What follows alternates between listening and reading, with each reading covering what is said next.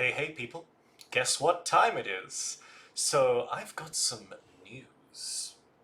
Very interesting news. This blew my mind a little bit when I found out.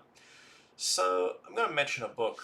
Obviously it's in the title, but you all may have heard about this book before. The Kybalion. Like, yeah, you've probably read this book, or you know of it at least. Famous book nowadays. And it's also an odd book, because it is, I would say, a part of the Western esoteric tradition. It's real occultism, in a sense. But it's also kind of mainstream. Like, there are so many YouTubes and videos of just randoms talking about this book. I think the most random time I ever heard this book come up was I was randomly watching these interviews, and the songwriter, rapper, Ghostmane, Ghostmane said this was his favorite book, and he obviously was like, oh, it's a book on ancient Egyptian men, and I'm like, yeah, okay, cool story, bro. I see you read the blurb, but nonetheless, he mentioned it, and I was like, what? Oh my god! I think he's got a song called Kybalion as well. Anyway, it's a part of pop culture. Kybalion, Hermetic philosophy, but is it hermetic? So this is the whole thing. It's like the plot twist. Oh my god, after all these years, it finally came out. Yes, the Kybalion is actually hermetic. This is crazy. So you gotta follow me here. So for people who don't know, let's let the people catch up. Let's let the people catch up. So I've got this. Who wrote the Kybalion? Allegedly. No one knows. It's one of those, oh, it just appeared. It's found footage. This is like the found footage of like esoteric writing.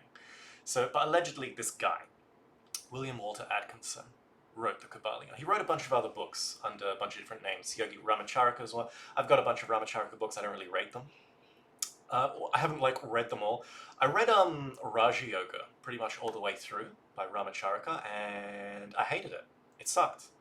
It had nothing to do with Raja Yoga and just kept on talking about the mind through the lens of 1920s Freudian psychology or whatever. It was boring. It sucked. Don't rate Ramacharaka, but some of the other books, a lot of people I respect enjoy. So, like, under his other pseudonyms. I think I've read, there's Theron de Mont. I think I read his book on, like, concentration and willpower. Is that, yeah, Power of Concentration. Yeah, I read that book. That was alright. That was alright. Decent. I've got Secret Doctrines of the Rosicrucians. I haven't read that. I have a few friends who've read that and who I respect, and they say, you know, it's not a strict Rosicrucianism, but it's good. It's fine. It's fine. I was like, okay. So he's an interesting writer. He was, you know, you can read about his life. He was some kind of lawyer or something and just started writing books, basically. But the Kybalion, the thing about it is it treats itself as if it's ancient wisdom by ancient masters. It comes from a forgotten period and everything, you know, this and that, basically.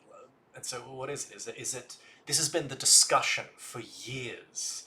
Is is the Kybalion just some new agey book made by some guy in, what is it, the 1920s or whatever? Or is it actually ancient teachings? And how do you know, is it Hermetic philosophy? Is the Kybalion really Hermetic? That was the question proposed. And the thing is, it's like, yeah, there is stuff in it that are kind of new agey or new thoughty, but it's more that the Kybalion is the seed of all of that. Like, everyone knows The Secret. You know that book, The Secret, where it's like, just focus, just think about stuff, and it comes to, you know, law of attraction, that kind of stuff. All law of attraction is really one chapter. There's one chapter of the Kybalion, like mentalism. It's just that one chapter spread out, basically, fluffed out. The entire field of mental attraction is just one chapter of the Kybalion. So for people who don't know, in the book, there's a bunch of different chapters. They mainly go through the 7 laws of the universe. So there are obviously more laws of the universe. I follow, you know, Gurdjieff's idea that there are 48 laws, but here it lists 7. Law of the mind, law of polarity, law of rhythm, which I would prefer. I call the law of the pendulum. I think that's a better name for it than law of rhythm, but I get it. And so there's all these different, all these different laws that they talk about. And it goes on to other things, talking about dimensions and elementals and different states of consciousness. It's all right. I mean, in a sense, it's Hermetic. It kind of follows a certain line of thinking. It mentions Hermes in the text. In some cases, that's all it takes to be a Hermetic text. I mean, who's the guy? Dan Atrell. Good old Dan Atrell, the modern Hermeticist. Maybe I'll put his video in the description. You can go check it out. He did like an hour-long video on is the Kybalion Hermetic, and he basically comes to, kinda, not really, but sort of maybe. Like that's his basic that's his kind of take on it. It's a good video though, and it goes through a lot of, I would say, the history and a lot of good analysis on Hermetic texts and whatnot. So check it out. Check out that video, definitely. So William Walker Atkinson most likely definitely wrote it, but where did he get the info from? So this is the thing that blew my mind. So I'm not sure how many of you are familiar with this site, but it's a good site. Fantastic, actually. So the Rosicrucian tradition, actually, no www dot, what am I, living in the 90s? Just pansofas.com. Great site, actually. Fantastic site. Their articles are amazing, but they published this article, and it's the Kybalion and its Hermetic Brotherhood origins. PP big. My PP was throbbing, all reading this. So one of the things quietly shared within the inner circle of the Pansofas is that the famous occult writer William Walker Atkinson was in fact a member of the Hermetic Brotherhood of Luxor. Absolutely throbbing. Absolutely throbbing. So, what's the Hermetic Brotherhood? What's the Hermetic Brotherhood of Luxor? What is all this? Well, I don't know what this is. Here's the thing.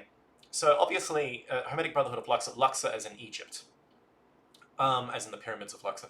Obviously, in ancient times, there was probably an actual Brotherhood of Luxor, but in more modern times, there were, a bunch of secret societies, kind of Rosicrucian-y schools.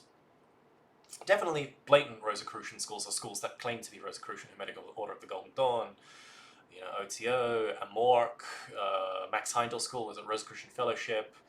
There are earlier ones like the Golden Rosicrucians, or the Order of the Golden Rosy Cross. Order of the Rosy Cross? Gold? Is it Golden Cross and Rosy something? Anyway, there's a bunch of different orders, but there are some orders that were adjacent to that. They just didn't have Rosicrucian in the title. I mean, Hermetic Order of the Golden Dawn doesn't have Rosicrucian in the title.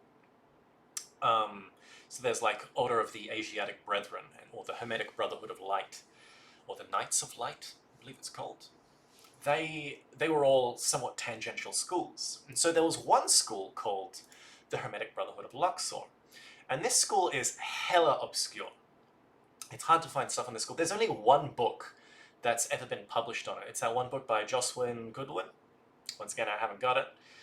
I'm pretty sure in that book he talks about some of the different members, the founders. He talks about how Pascal Beverly Randolph may have been a member or whatnot. Thomas H. Burgoyne, who have read one of his books. There's a somewhat famous book called In the Light of Egypt. Good book.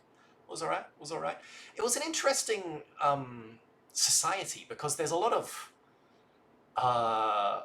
what would you call it? Not occult goss, but there's a lot of not secret law. What do you call it? Rumors. There are a lot of rumors about this specific brotherhood. Like there was one rumor that they are the people that started off kind of the New Thought, or seances and stuff like that. Like they popularized seances and phenomena. It's this really weird kind of story. And once again, it's not, this isn't a mainstream thing, but it's like you hear kind of people talk about how this brotherhood did a bunch of stuff to try and get magical thinking or certain magical concepts mainstream. Because I mean, think of like back then, 1870 or 1894, whenever this organization was founded. This is like, people are still pretty Christian here, bro. Like, yeah, maybe the Buddhist sutras were translated into German, but, the average person on the street had no... Like, nowadays you go into the street and you go be like, hey, man, do some good work for good karma, and people know what you're talking about. They know the concept of karma. They know the concept of reincarnation and life after death and things like that.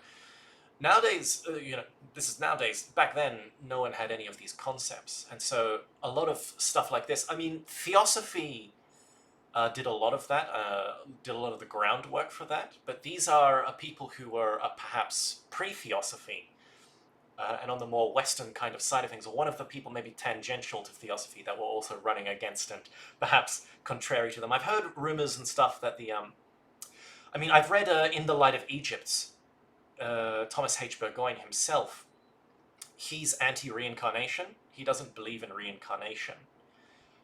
His whole shtick is that once you're human, you're human. And so you just have to kind of do the work with what you kind of got, which is somewhat interesting. And there's no such thing. People who have past life experiences, they're not past life experiences. What they are just you connecting to the universal mind and gaining knowledge from the universal mind. That's his kind of shtick. And he also doesn't... there was a chapter on, like, he was negging karma as well. It's like karma doesn't exist. It's quite interesting. It's almost like he puts himself as the antithesis. But in that book, there's still... he still mentions Blavatsky, and he mentions the Isis Unveiled being a good book, but the Secret Doctrine being, heresy and things like that. I was like, it was really interesting. From one friend of mine, his take on it was these people, once again, were big on spiritual techniques, spiritism techniques, I should say. So kind of, the idea of doing seances and getting a Ouija board out and calling the dead and seeing what they say. That, not like that, but they supposedly did rituals like that, invoking basically their ancestors, invoking ancestor memory, invoking people from other wars, invoking, kind of like he hears stories of what is in the Second World War, the occult branch of the Third Reich, dug up the corpse of like a king from the medieval times and had his skull on a table and did like some occult ritual to try and invoke his ghost and stuff. Things more like that, I would say. They were more trying to invoke the spirit. But the thing is, that idea of invoking the dead, if you believe in reincarnation, then when people die, their spirit or essence or soul goes into a new body. So when you do a seance and you invoke the personality of that dead, disincarnated person, what's coming to you? If you believe in reincarnation, or if reincarnation is your foundation, then you can't have,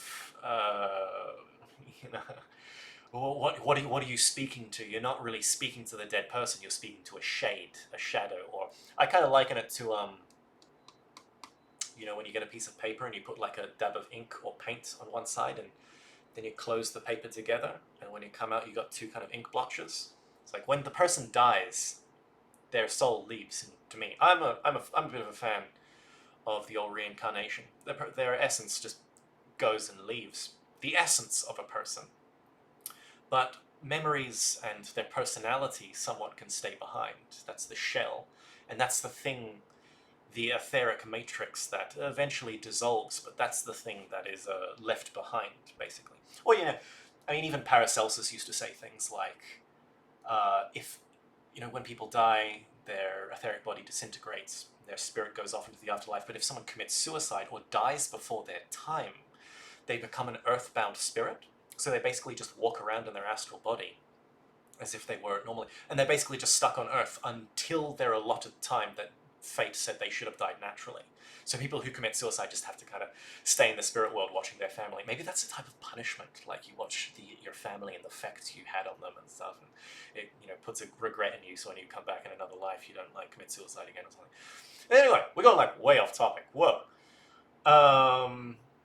Yeah, so this Hermetic Brotherhood of Luxor, not much is known about it. But going back to this, the thesis is that William Walker Atkinson was at one point in time a member of this society, the Hermetic Brotherhood of Luxor. And then not only that, but he basically condensed their teachings and put it in the Kybalion. It was put out into the world. And it's quite interesting. Here, the rest of this article, basically, they have a book called, Principle of Harmonics or something? And they basically show harmonics of evolution. They show side-by-side excerpts from a book that's definitely from the Hermetic Brotherhood of Luxor, and the excerpts from the Kybalion. That's basically what most of this is. So it's not a full shooting gun like a paper that says, William Walker Atkinson was a firm member, and here's his membership signature, and here's a letter from the founder telling him that he's tasked with creating a book that distills all of their knowledge into one manuscript to give to humanity. Obviously not that, but you can definitely infer that from what has happened. And if true, this is absolutely badonkadonk mind-blowing. Because this book is super popular. Like, I remember I got into this book. I liked it. I've read this book multiple times. It's a good book. It's fine. But I remember at one point in time almost coming to resent it. Because it was like, I had gone on and I had studied other things. And there are so many things that are better. Like, the Kybalion's good. It's good. But there's not much practical stuff in it.